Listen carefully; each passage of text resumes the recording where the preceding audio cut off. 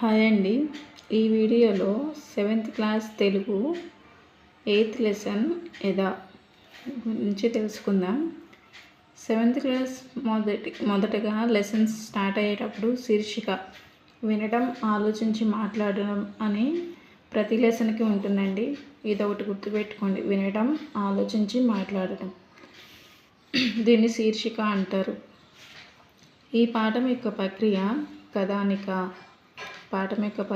కథానిక, ఇతివృత్తం, ఆశావాద దృక్పథం. పాఠం యొక్క ప్రక్రియ కథానిక, ఇతివృత్తం, ఆశావాద దృక్పథం. ఈ పాఠం ఎక్కడి నుంచి గ్రహించబడిందంటే బోనం నాగభూషణం రచించిన కొత్త గాలి అనే కథా సంకలనంలోనిది. ఈ పాఠ్య రచయిత బోనం నాగభూషణం. ఎక్కడి నుంచి గ్రహించబడిందంటే బోనం నాగభూషణం రచించిన కొత్త గాలి అనే కథా సంకలనంలోనిది. ఈ పాఠం గిరిజనుల యొక్క శ్రమజీవనాన్ని తెలియజేస్తుంది. ఈ పాఠం దేన్ని తెలియజేస్తుందంటే గిరిజనుల యొక్క శ్రమజీవనాన్ని. గిరిజనుల ప్రాంతాలు ప్రశాంతతకు, మంచితనానికి, అమాయకత్వానికి నిలయాలు. దేనికి నిలయాలండి? ప్రశాంతతకు, మంచితనానికి, అమాయకత్వానికి నిలయాలు. ఈ పాఠ్యభాగ రచయిత ఎవరు? బోనం నాగభూషణం. ఆయన జీవితకాలం వచ్చేసి 1/7/1938 నుండి 21/5/1999 వరకు. 1938 నుండి 1999 వరకు. జన్మస్థలం వచ్చేసి విజయనగరం జిల్లా మేరంగి గ్రామం. విజయనగరం జిల్లాలోని మేరంగి గ్రామంలో జన్మించారు. బోనం నాగభూషణం గారి యొక్క వృత్తి ఏంటంటే ఉపాధ్యాయుడు. ఆయన ఉపాధ్యాయుడిగా పనిచేశాడు. కలం పేర్లు వచ్చేసి శూలపాణి, భూషణం. శూలపాణి, భూషణం అనేది కలం పేర్లు. ఏంటంటే శూలపాణి, భూషణం. రచనలు: భూషణం కథలు, కొండగాలి, ఏది సత్యం ఎదసత్యం, అడవంటుకుంటుంది. రచనలు: భూషణం కథలు, కొండగాలి, ఏది సత్యం ఎదసత్యం, అడవంటుకుంటుంది. ఈ పాఠం కొత్త గాలి అనే కథా సంపుటి నుండి తీసుకొనబడింది. ఈ పాఠం దేని నుండి తీసుకొనబడింది? కొత్త గాలి అనే కథా సంపుటి నుండి తీసుకొనబడింది. బోనం నాగభూషణం యొక్క తొలి కథ డాష్తో ముద్రితమైంది. అంటే చిత్రగుప్త పత్రికల్లో ఈయన తొలి కథ అనేది ముద్రితమైందంట. ఈ పాఠ్యభాగంలో పాత్ర పేరు ఏమిటి? పోలమ్మ. ఈ పాఠ్యభాగం పోలమ్మ అనే ఆవిడ గురించి ఇక్కడ తెలియజేస్తుంది. పోలమ్మకు ఎంతమంది పిల్లలు? 2 పిల్లలు. పోలమ్మ బాల్యంలో ఏం చేసేది? పోలమ్మ బాల్యంలో కొండ మీదకు పశువులను కాయడం చేసేదన్నమాట. ఎక్కడంటే కొండ మీద పశువులను కాస్తూ ఉండేది ఆమె చిన్నతనంలో. పోలమ్మ తన మొత్తం బతుకులో బడికి వెళ్ళడం, పుస్తకాలు చదవటం అంటే ఏమిటో తెలియదు. ఆమెకి ఏం తెలియదంటే ఆమె జీవితంలో బడికి వెళ్ళడం, పుస్తకాలు చదవటం అంటే ఏమిటో తెలిసేది కాదు. పోలమ్మకు తన పిల్లలు బడిలోనే కాకుండా ఇంటి దగ్గర దీపం వెలిగించిన తర్వాత చదవటం, నిద్రపోతున్నప్పుడు కూడా పుస్తకాన్ని వదలకపోవటం చూసి ఆనందం కలిగిందంట. ఆమెకి దేని గురించి తన పిల్లల్లో వేటి గురించి ఆనందం కలిగిందంటే బడిలోనే కాకుండా ఇంటి దగ్గర కూడా దీపం వెలిగించినప్పుడు చదవటం, నిద్రపోతున్నప్పుడు కూడా పుస్తకాన్ని వదలకపోవటం చూసి, అలాంటివి చూసి ఆమెకు ఆనందం కలిగింది. ఎవరికి అంటే పోలమ్మకి. ఇయాల వస్తుంది కొండతో గుమ్మరించేస్తుంది. ఈ మాటలు ఎవరివి అంటే పోలమ్మవి. ఇయాల వస్తుంది కొండతో గుమ్మరించేస్తుంది. ఈ మాటలు ఎవరివి? పోలమ్మవి. తన పొలం నుంచి తిరిగి వస్తున్న పోలమ్మకు దారిలో ఏ మొక్కలు తలలు వంచి వాడిపోతూ కనిపించాయి? గోగు మొక్కలు. ఏ మొక్కలు అంటే గోగు మొక్కలు. ఆమె పొలం నుంచి వచ్చేటప్పుడు గోగు మొక్కలు వాడిపోయి తలలు వంచుకొని కనిపించాయంట. అప్పుడు పోలమ్మ మనసులో ఏమనుకుంటుంది? గంగమ్మ తల్లి ఈయనైనా కరిగి నేల తల్లిని కలుస్తుందో కలవదో, ఎన్నాళ్ళు ఇలా కదలకుండా కదిలెళ్ళిపోతుంది, వెళ్ళలేదు అని పోలమ్మ మనసులో అనుకుంటుందంట. ఎలా అనగా, నారుమడి కట్టకుండా ధాన్యపు విత్తనాలను మట్టిలో కలిపి పొలం మొత్తం ఒక కొలత ప్రకారం వెదజల్లి పండించే ఒక విధానం. ఎలా అంటే, మనం నారుమడిని కట్టకుండా ధాన్యపు విత్తనాలను కొలతతో, అంటే చేను ఎంత ఉందో అంత ప్రకారం చల్లుకుంటూ వెళ్తే అదే ఎదా అంటారు. ఎదా అనేది ఏ ప్రాంతంలో ఎక్కువగా కనిపిస్తుంది? ఉత్తరాంధ్ర ప్రాంతంలో ఎదా అనేది ఎక్కువగా కనిపిస్తుంది. ఎదా అనేది ఏ ప్రాంతంలో ఎక్కువ కనిపిస్తుందంట? ఉత్తరాంధ్ర ప్రాంతంలో. ఎదా అనే పాఠం వెనుక ఉన్న కరపత్రాన్ని ఎక్కడ ముద్రించారంటే పర్యావరణ పరిరక్షణ సమితి వారు అమరావతిలో ముద్రించారు. ఎదా అనే పాఠం యొక్క కరపత్రాన్ని పర్యావరణ పరిరక్షణ సమితి వారు అమరావతిలో ముద్రించారు. ఈ కరపత్రం ఏం తెలియజేస్తుంది? పర్యావరణ పరిరక్షణకు మన సమస్త జీవకోటిని కాపాడాలని తెలియజేస్తుంది. పర్యావరణ పరిరక్షణకు మన సమస్త జీవకోటిని కాపాడాలని ఏం తెలియజేస్తుంది? కరపత్రం అనేది తెలియజేస్తుంది. పర్యావరణ సమతుల్యత ఎందుకు దెబ్బతింటుంది? పర్యావరణ సమతుల్యత ఎందుకు దెబ్బతింటుందంటే, మనం నిర్లక్ష్యంగా చెట్లు నరకటం ద్వారా, చెత్త చెదారాలతో నదులను కలుషితం చేయటం వల్ల పర్యావరణ సమతుల్యం అనేది దెబ్బతింటుందన్నమాట. మనం ప్లాస్టిక్ను విచక్షణారహితంగా వాడటం వల్ల భూమి కలుషితం అవుతుంది. ప్లాస్టిక్ని విచక్షణారహితంగా వాడటం వల్ల ఏమి కలుషితం అవుతుంది? భూమి కలుషితం అవుతుంది. చెట్లను సంరక్షించడం, ప్లాస్టిక్ వాడకాన్ని నిరోధించడం ద్వారా పర్యావరణాన్ని పరిరక్షించగలం. పర్యావరణాన్ని ఎలా పరిరక్షించగలం? చెట్లను సంరక్షించడం, ప్లాస్టిక్ వాడకాన్ని నిరోధించడం ద్వారా. పర్యావరణాన్ని ఎలా పరిరక్షించగలం? చెట్లను సంరక్షించడం, ప్లాస్టిక్ వాడకాన్ని నిరోధించడం ద్వారా మనం పర్యావరణాన్ని పరిరక్షించగలం. గిరిజనుల యొక్క వ్యవసాయం పేరు ఏమిటి? పోడు వ్యవసాయం.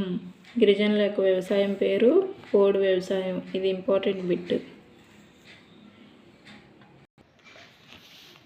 ఇక్కడ చదవండి, ఆనందించండి. లెసన్ తర్వాత చదవండి, ఆనందించండి అని ఉంటుంది. లెసన్ ముందు ఏముంటుంది? వినండి, ఆలోచించండి అని ఉంటుంది. లెసన్ ముందు వినటం, ఆలోచించి మాట్లాడడం. లెసన్ తర్వాత శీర్షిక చదవండి, ఆనందించండి. ఇక్కడ లెసన్ వెనకాల నిరంతరం నేర్చుకో అనే దాని గురించి మనకు చెప్పడం జరిగింది. ఈ నిరంతరం నేర్చుకో అనే దానిలో మనకి సోక్రటీస్ గురించి చెప్పారు. ఈ నిరంతరం నేర్చుకో అని ఎవరికి చెందిన వ్యాసం అంటే సోక్రటీస్కి చెందిన వ్యాసం. సోక్రటీస్ ఏ దేశానికి తత్వవేత్త? గ్రీకు దేశానికి. సోక్రటీస్ గ్రీకు దేశానికి తత్వవేత్త. సోక్రటీస్కు రాజు తన ఉపన్యాసాలతో యువకులను నాశనం చేస్తున్నాడనే భావనతో రాజు సోక్రటీస్కి మరణశిక్ష విధించాడు. దేనికి? ఎవరికి శిక్ష విధించాడంటే రాజు సోక్రటీస్కి మరణశిక్ష విధించాడంట. ఎందుకంటే తన ఉపన్యాసాలతో యువకులను నాశనం చేస్తున్నాడనే భావంతో రాజు సోక్రటీస్కి మరణశిక్ష విధించాడు. సోక్రటీస్ చనిపోవడానికి 2 గంటల ముందు కిటికీలో ఉంచి ఒక చెట్టు కింద బిచ్చగాడిని కూర్చొని వాయిద్యం వాయిస్తూ పాటలు పాడటం చూశాడు. సోక్రటీస్ తను చనిపోవడానికి 2 గంటల ముందు ఏం చూశాడంటే, ఒక చెట్టు కింద బిచ్చగాడు కూర్చొని వాయిద్యం వాయిస్తూ పాటలు పాడటం చూశాడు. అప్పుడు సోక్రటీస్ ఆ బిచ్చగాడిని ఏమైనా కొంచెం అభ్యంతరం తెలపకుండా ఆ బిచ్చగాడిని తీసుకువస్తారా అని ఎవరిని కోరాడు? జైలర్ని కోరాడు. ఎవరు?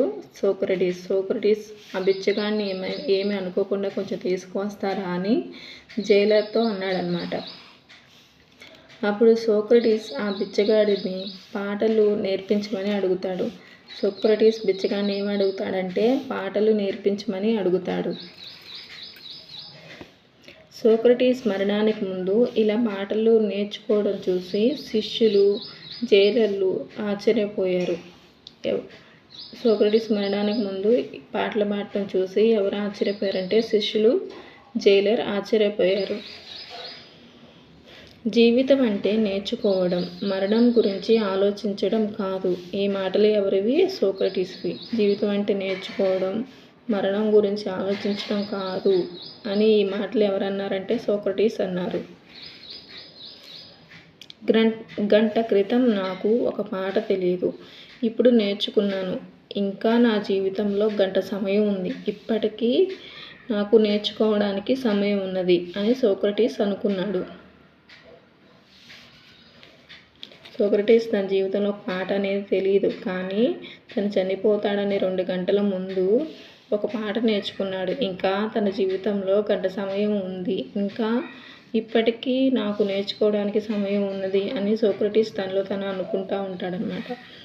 ప్రకృతితో సంబంధం కలిగి జీవనం సాగిస్తున్న వారు ఎవరు? గిరిజనులు. ఈ పాఠం ఎవరి గురించి చెప్తుందంటే మనకు గిరిజనుల గురించి చెప్తుందన్నమాట. వాళ్ళ యొక్క వ్యవసాయం, వాళ్ళు ఎలా జీవనం సాగిస్తున్నారు అని గురించి ఈ పాఠంలో కవి మనకి తెలియజేశాడు. నెక్స్ట్ లెసన్లో ఉన్న గ్రామర్ చూస్తే ఫస్ట్ క్రియ అంటే పనిని గురించి తెలిపేదాన్ని క్రియ అంటారు. సమాపక్రియ, అసమాపక్రియ. సమాపక్రియ అంటే వాక్యం చివరి ఉన్న క్రియ చెప్పదలచిన భావాన్ని పూర్తి చేసుకుంటే. సమాపక్రియలో ఏంటంటే మనం ఇప్పుడు ఏదైనా ఒక వాక్యం ఇచ్చారనుకోండి, అది పూర్తి అయిపోవాలి. అంటే పూర్తి అయినప్పుడు ఏం చేస్తాం? మనం ఫుల్ స్టాప్తో ఎండ్ చేస్తాం. అలా వాక్యం పూర్తి అయితే అది సమాపక్రియ. అలా పూర్తి కాకుండా ఇంకా చేసి వచ్చి ఇలా మాట్లాడుతూ ఉంటే అది అసమాపక్రియ. అంటే వాక్యం చివరి ఉన్న క్రియ చెప్పదలసిన భావాన్ని పూర్తి చేయనట్లయితే అది అసమాపక్రియ అంటారు. వాటి గురించి ఉదాహరణలు కూడా చూపిస్తాను. నెక్స్ట్ అర్థాలు. లోటు అంటే లోపం, మొలక అంటే అంకురం, మట్టి పెళ్ళలు అంటే మట్టిగడ్డలు, వాడిపోవు, వడలిపోవు, దిటవు అంటే ధైర్యం, కలవరం మనసులో ఆందోళన. నెక్స్ట్ పర్యాయ పదాలు. చెట్లు అంటే వృక్షాలు, వర్షాలు వానలు, మాత తల్లి. ప్రకృతి వికృతులు. నిద్ర నిదుర, దీపము దివ్య, పుస్తకము పొత్తము, పక్షి పక్కి, ఆశ, మూలిక మొలక, దృఢ దిటవు. నిత్య ఏకవచనాలు. నిత్య ఏకవచనాలు అంటే మనం ఎల్లప్పుడూ వీటిని ఇలానే పిలుస్తాము. వేరే అంటే ఇనుము ఉందనుకోండి, ఇనప అని అట్లా ఏం పిలవం కదా. ఇవన్నీ నిత్య ఏకవచనాలు అన్నమాట. ఇనుము, తెలుపు, ఇత్తడి, కంచు, ఇవన్నీ మనం నిత్య జీవితంలో ఇప్పుడు ఇలానే పిలుస్తూ ఉంటాం, అందుకనే ఇవి నిత్య ఏకవచనాలు. అలాగే నిత్య బహువచనాలు. కందులు, వడ్లు, అందరూ, మినుములు, పెసలు, ఇవన్నీ నిత్య బహువచనాలు. కందులు అంటాం, కందు అట్లా ఏం పిలవం కాబట్టి ఇవన్నీ నిత్య బహువచనాలు. క్రియ అంటే పనిని తెలిపేదే క్రియ. ఇప్పుడు నవ్య పాట పాడింది, ఎగ్జాంపుల్ చూడండి. పాట పాడింది, ఇది క్రియ అన్నమాట. ఇది వాక్యం పూర్తయింది, దీన్ని పాడింది అని చెప్పేశారు, అందుకని ఇది క్రియ. పనిని తెలిపేదాన్ని క్రియ అంటారు. సమాపక్రియ అసమాపక్రియలు. ఉదాహరణ చూడండి. ధర్మరాజు అన్నదానం చేశాడు, ఇక్కడ ఫుల్ స్టాప్తో ఎండ్ చేసాం. అన్నదానం చేసేసాడు కాబట్టి ఇది సమాపక్రియ.